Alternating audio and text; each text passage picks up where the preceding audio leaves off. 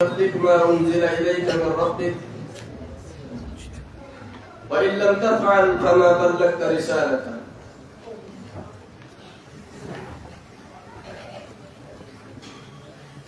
وقال رسول الله صلى الله عليه وسلم لعمرو بن أبي سلمة: يا غلام سم الله وكل بيمينك وكل مما يليك.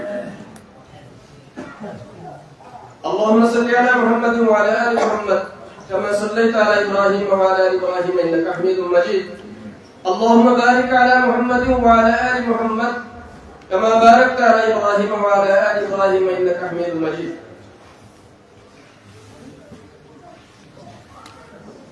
كرامي قدر صدر جمعية دكتور عبد اللطيف الكندي حفظه الله، نائب صدر دوم انجینئر محمد شعبان صاحب، امیر الکلیۃ الصحفیہ للبنات محترم ارشاد احمد المدنی حفظه الله،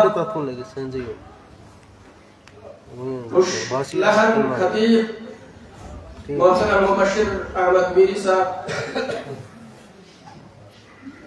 صدر ضلع محترم عبدالقیوم سراجی حفظہ اللہ، صدر تحصیل کھڑی، صدر تحصیل کوگل، صدر تحصیل رامسو، صدر تحصیل بٹوت بھی میری نگاہوں سے گزرے ہیں،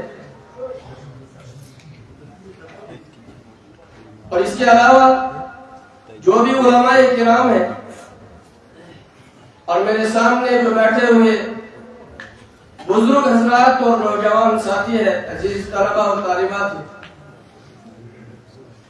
اللہ رب العالمین کی حمد و ثنا کے بعد بے شمار درود و سلام ہو جناب محمد رسول اللہ صلی اللہ علیہ وسلم کی عظیم ہستی پر۔ چونکہ وقت مختصر ہے اور آج کی کانفرنس کا عنوان ہے اصلاح معاشرہ،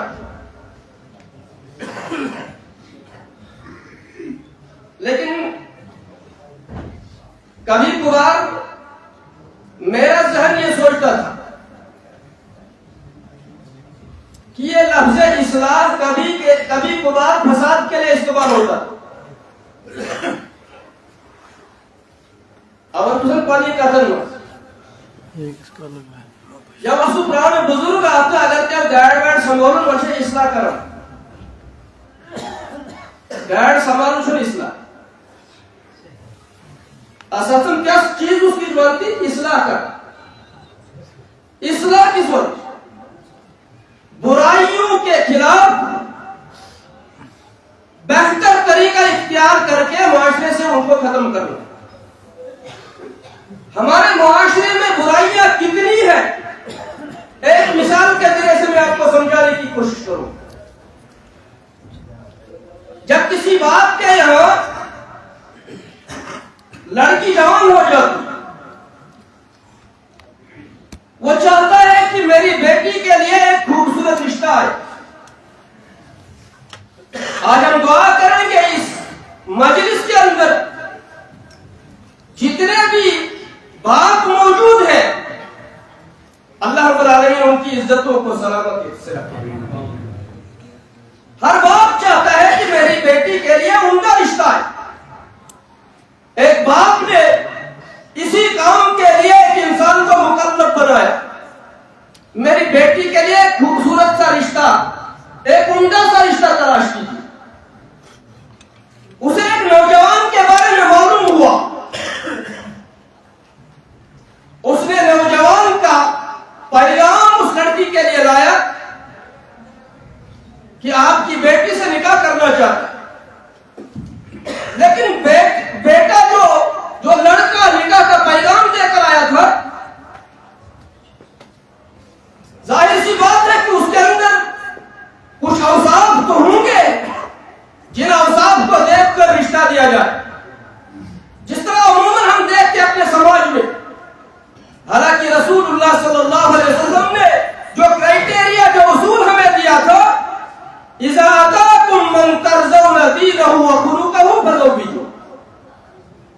جب دو اوصاف کا کوئی مالک نوجوان آپ کی نگاہ میں آ جائے نکاح دے دو. دیندار ہو بااخلاق ہو تو اس شخص کے مطابق بات آئی کہ لڑکا اچھا ہے لیکن ایک چھوٹی سی کمزوری ہے اسے کہ وہ پیاز کھاتا ہے. کیا کھاتا ہے؟ آپ جواب دیجئے. کیا کھاتا ہے؟ پیاز کھانا جرم ہے؟ جرم نہیں ہے, حلال چیز ہے. لیکن جب ہم نماز کے لیے جائے کم از کم اس وقت احتیاط کرے, کچا نہ کھائے, کیونکہ اس سے جو بو اٹھتی ہے فرشتوں کو تکلیف ہوتی ہے, نمازوں کو تکلیف ہوتی ہے. تو لڑکی کے باپ نے کہا یہ کون سی برائی ہے کہ پیاز کھاتا ہے؟ یہ کوئی بڑی برائی نہیں ہے. پیغام لانے والے نے جو دوسری بات کی, کہا وہ ہمیشہ پیاز نہیں کھاتا, کبھی کبھار کھاتا.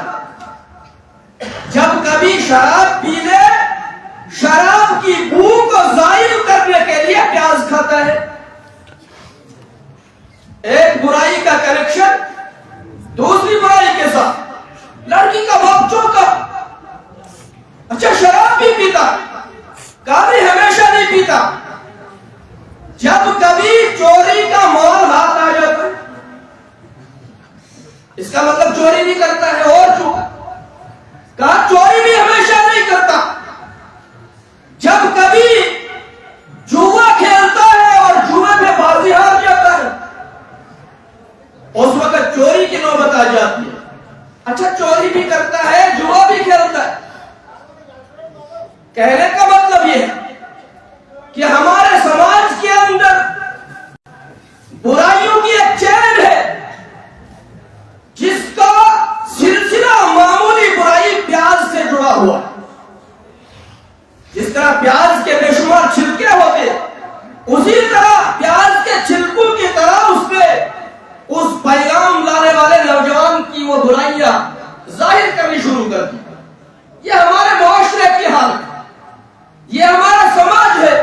کس کس برائی کے خلاف آواز اٹھائی, لیکن کم از کم جس معاشرے کی اصلاح کے ہم ذمہ دار ہیں, اس معاشرے کی اصلاح کے نام پر ہمارے سماج میں, ہماری ریاست میں, ہمارے ملک میں بے شمار تنظیمیں بنی ہوئی. پھر وجہ کیا ہے کہ اصلاح کی کوششیں کارگر ثابت نہیں ہو رہی ہے. میں یہ بات کہنے میں حق بجانب ہوں کہ ہم نے ان اصولوں کو نہیں اپنایا. اصلاح معاشرہ کے لیے جو اصول ہمیں اور آپ کو دیے تھے جناب محمد رسول اللہ صلی اللہ علیہ وسلم نے, اور جن اصولوں پر کام کر کے انہوں نے جہالت والے معاشرے کو اسلامی معاشرت سے بدل دیا تھا. یہی امام مالک نے فرمایا رحمہ اللہ نے کہ آج بھی اگر اصلاح کی کسی معاشرے کے اندر, کسی قوم کے اندر ضرورت ہے تو انہی اصولوں کی بنیاد پر وہ اصلاح ہوگی جن اصولوں کو مد نظر رکھ کر اس امت کے پہلے لوگوں کی اصلاح ہوئی. لہذا اصول اب زیادہ میں آپ کو نہیں بیان کر سکتا, البتہ ایک اصول جو ہمیں رسول اللہ صلی اللہ علیہ وسلم نے دیا اور ہماری ریاست کے اندر ہماری عظیم الشان قیادت کے وہ ہاتھ کے نیچے بے شمار برات کے ادارے چلتے. میں برملا یہ بات کہوں گا کہ یہ ادارے ہمارے سماج کو سدھارنے کے لیے پہلی اینٹ کا کام کریں. آپ مجھے سوال کر سکتے ہیں کیسے, میں جواب دوں گا کہ رسول اکرم صلی اللہ علیہ وسلم نے فرمایا کہ دنیا کے اندر جب کوئی نوجوان نکاح کرنے کے لیے سوچتا ہے تو نکاح کے بارے میں 4 چیزیں اس کے ذہن میں آتی ہے, لمالها ولحسبها ولجمالها ولدینها. فرمایا یا تو مالداری دیکھتا ہے تو نکاح کرنے کے لیے آمادہ ہوتا, حسن و جمال دیکھتا ہے, حسب نسب دیکھتا ہے, لیکن یاد رکھے یہ پہلے کی 3 چیزیں فنا ہونے والی ہے.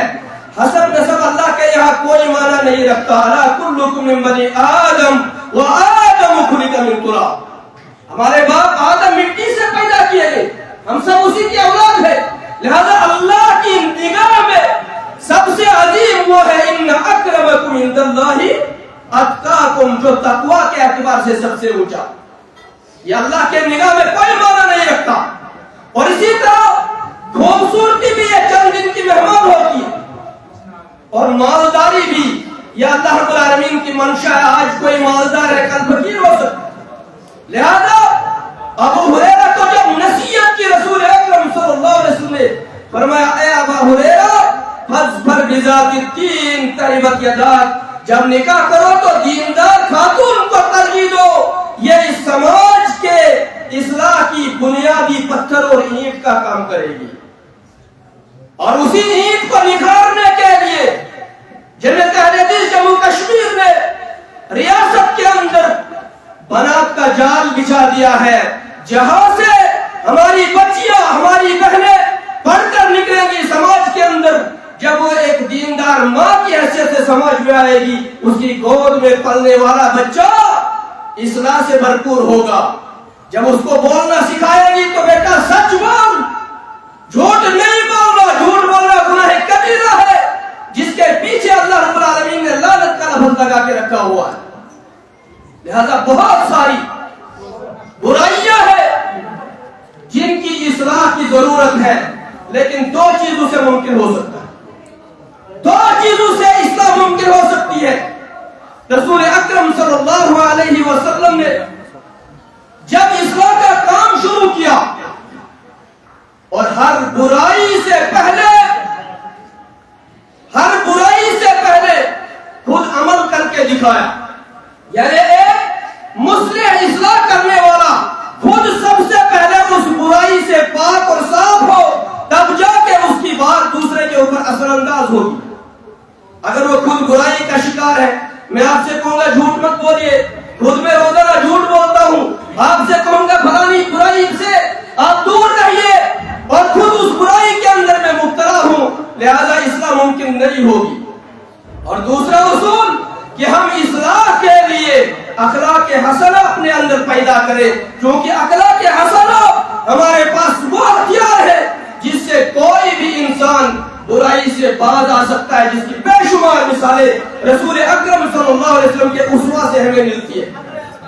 اسی مناسبت سے میں نے حدیث پڑھی تھی، بخاری کی حدیث ہے، عمر ابن ابی سلمہ رضی اللہ تعالیٰ عنہ بیان فرماتے ہیں.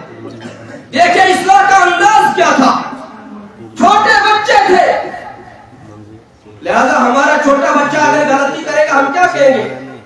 ابھی چھوٹا بچہ ہی تو ہے، ابھی اس کی بڑی عمر پڑی ہے.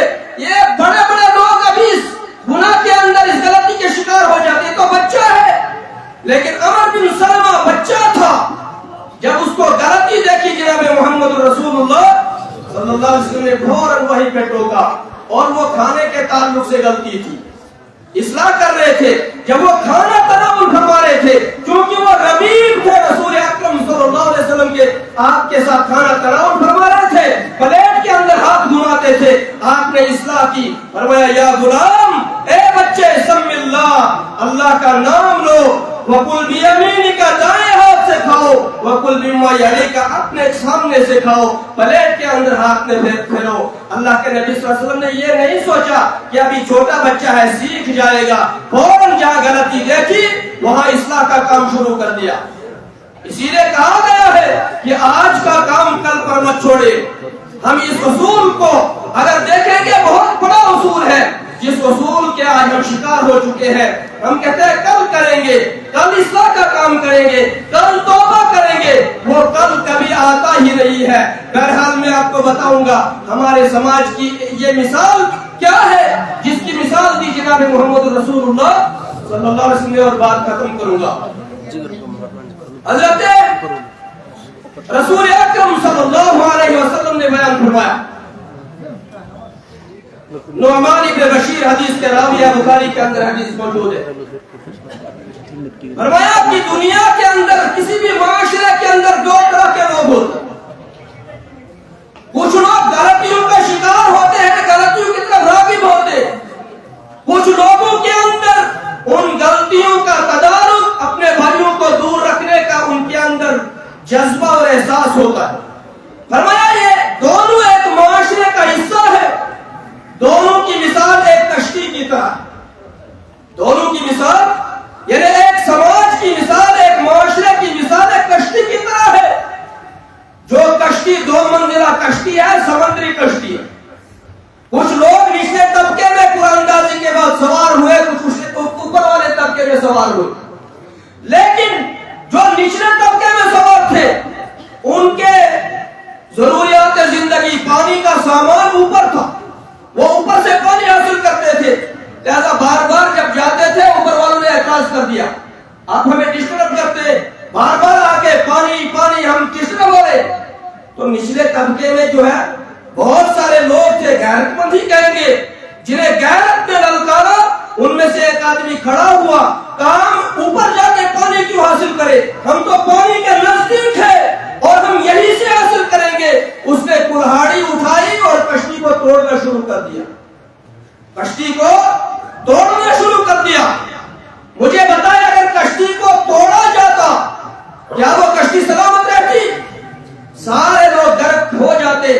فرمایا رسول اکرم صلی اللہ علیہ وسلم نے یہی مثال ہے اس معاشرے کی، اگر کشتی والوں نے اس آدمی کو دیکھا یہ غلطی کر رہا ہے اور غلطی کرنے کے باوجود اگر اس کا ہاتھ اس غلطی سے کھینچ لیا، سمجھ لو اس کو بھی ہلاک ہونے سے بچا لیا، خود بھی ہلاک ہونے سے بچ گئے۔ اگر اس کو غلط کام کرنے کے لیے چھوڑ دیا، سمجھ لو اسے بھی ہلاکت کے اندر ڈال دیا، خود بھی ہلاکت سے نہیں بچ پائیں گے۔ یہی مثال ہے ہمارے معاشرے کی۔ ہم کہتے ہیں فلاں کا بچہ ہے، فلاں کی لڑکی ہے، وہ اس کی برائی کل میرے بچے تک منتقل ہو سکتی ہے، لہذا ہم سب ذمہ دار ہیں۔ الا کلکم راع و کلکم مسئول عن رعیتہ، لہذا ہماری ذمہ داری ہے کہ ہم اپنے اپنے معاشروں کے اندر قرآن